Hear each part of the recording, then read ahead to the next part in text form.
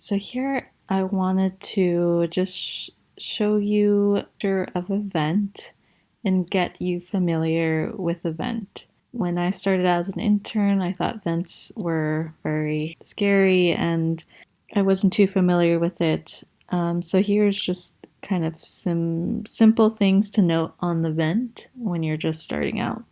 This is particularly in the morning, these are kind of the things that you would want to do when you're rounding as an intern. So the most important thing is to first off just note the vent settings. That's You're going to have to report that when you're rounding. So that's usually the first thing I do is note the vent settings. So this is a Servo U type vent. This is the one commonly used in my hospital, but most other vents will have their settings like either somewhere on the bottom or the top. But you want to first find the one that says respiratory rate and note that. So this is noted as 20. Now, all these here are what is you're being set on the vent. So what you're inputting. And up here are kind of what the patient is doing. So when I write down what the vent settings are, I'll write 20. Now sometimes I'll look at what the patient is doing. So in this case, this patient has a respiratory rate of 20, exactly how we set it. But sometimes you'll see some people are either breathing much more rapidly on it. So you might want to note that if they're breathing much more rapidly than the vent settings.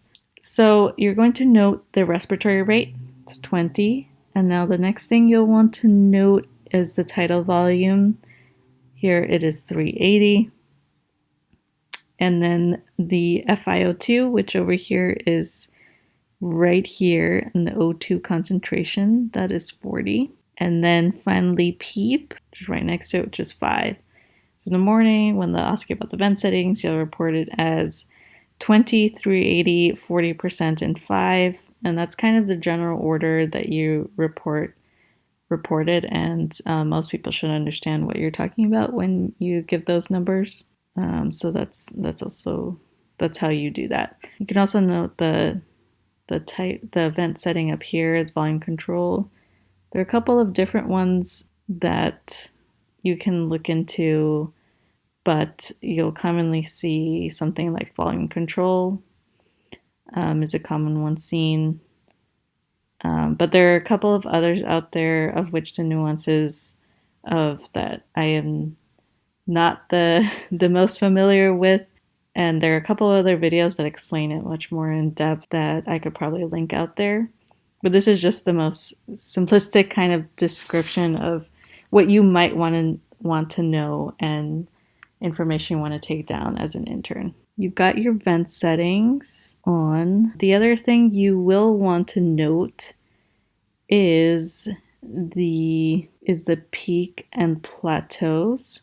So you can get the peak right here. So this patient has a peak of 23. Now for the plateau, you are going to have to select the maneuvers button, this button right here, and it should pop up a window on the side. So now you have selected the maneuvers button, and now this little window should pop up with static measurements.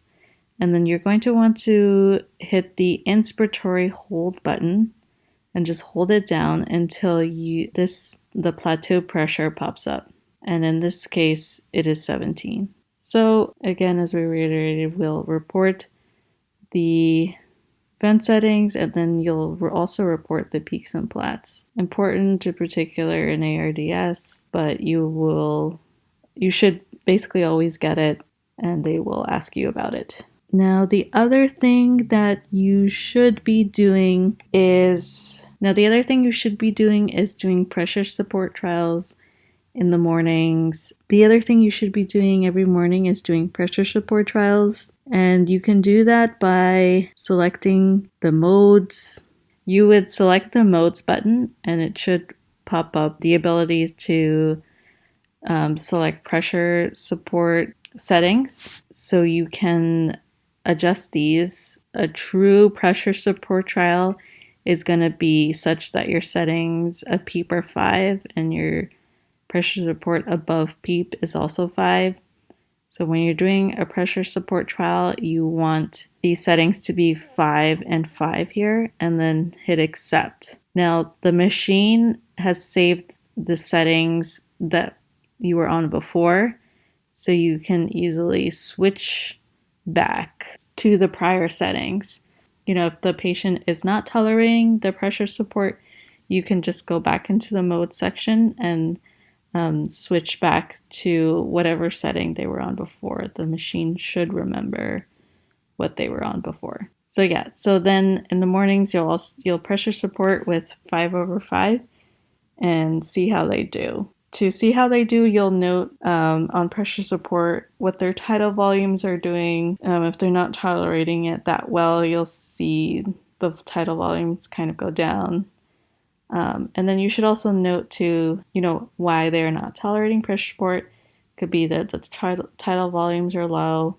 In some cases, you can see the peak pressure go up, and you should also note that. So in the mornings, you'll say I pressure supported 5/5, but they failed because their tidal volumes were in the 200s, or their peak pressures were 40 plus. So that's an example of what might happen. Now, the other reason you could fail your pressure support trial outside of that is if you're not having the patient isn't following commands. So that would be a failure. You're not fully passing a spontaneous breathing trial in that sense. So you need to have both mental status and good tidal volumes and peaks during your pressure support trial. And now the other thing that you would also want to report when you're doing the pressure support trial is a RISB score. Now there's this little side button here when you're in this view. So you'll hit that. Let me see if I can. All right, now I can't seem to quite find a picture of it, of getting the RISB score, but essentially you press this side button and a little panel should come up, and I believe it should say something like SBI, and a number next to it. Now that's it should say SBI or RISB or SBI, something like that. And so you'll just note the number and kind of know what that is while you're doing the pressure support trial. Ideally, it should be less than 100, I believe. But in any case, just write down the number and note that. Now, the other things you can do in ventilated patients in the morning is assess cough and gag. And for those, when you're doing that, in terms of the vent, is the vent will alarm because there's something occluding the airway when you're doing suctioning through the tube or the trach.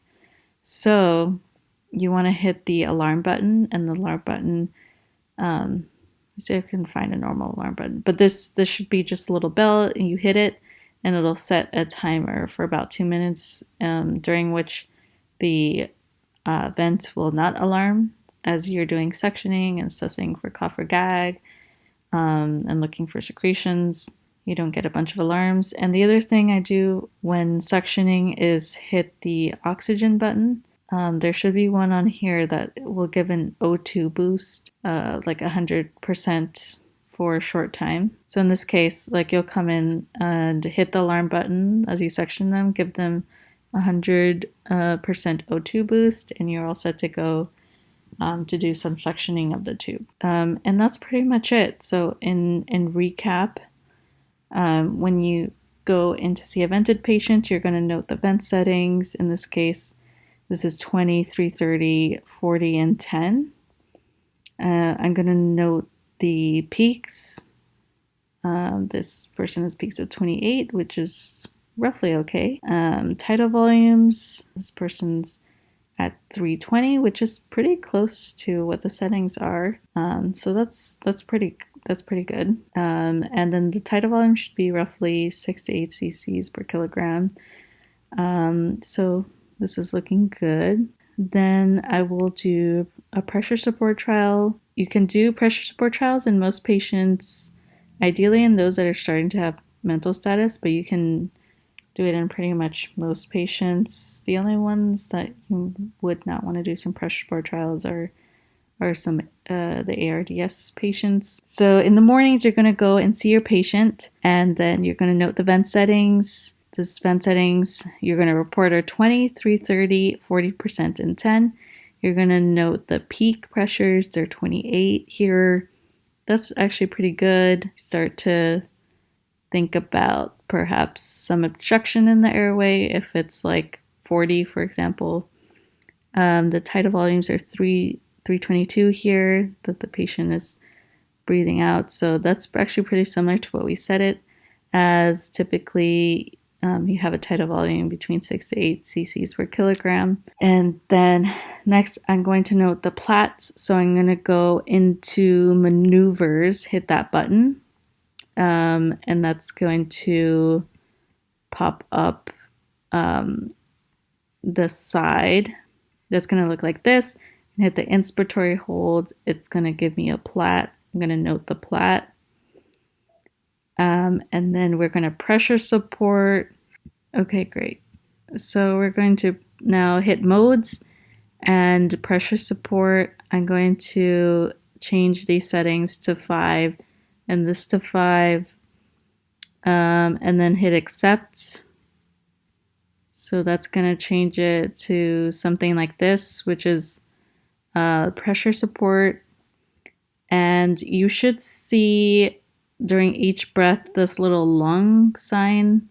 I didn't mention that earlier, but if the patient is triggering their own vent, you'll see this little lung sign pop up that's telling you that the patient is breathing on their own. And so when they're pressure supporting, you'll just take a look, like wait for a little bit, take a look at what the tidal volumes are doing, what the peaks are doing. This tidal volume looks roughly okay. So I just kind of note what that roughly around what they're doing in terms of the tidal volume. And then also look at their peaks. Their peaks look okay, so I'll note what they're doing there. I'll pop open this sidebar, which unfortunately I don't have a picture of, but it should pop up a sidebar of a bunch of different numbers, but the most important will be the RSBI score, or RISB as it's commonly known. So in here, I believe it says something like SBI, and just write whatever the number is. It should ideally be less than 100-ish. And then I'll let them pressure support for a bit if they're stable on it, and if they're doing well, and then eventually go back later after rounds to see how they're doing. So it's kind of like a little exercise for them. If they're not tolerating it, I will go back into the modes and switch them back. The machine should have already saved the settings from before, so I don't really need to do much, but just kind of, there should be a button on there to like go back to the settings. It's the same thing, you go into modes. I will usually assess gag and cough reflexes during my rounding. So I'll hit this silence button, hit the 100 O2 boost, suction them, and look to see how much secretions they have, if they have the cough and gag. And then that's kind of it in terms of like working with the vent and what you might do during morning rounds. There's a bunch of other things you can do, but for now, this is kind of the main big thing you'll do pre-rounding as an intern.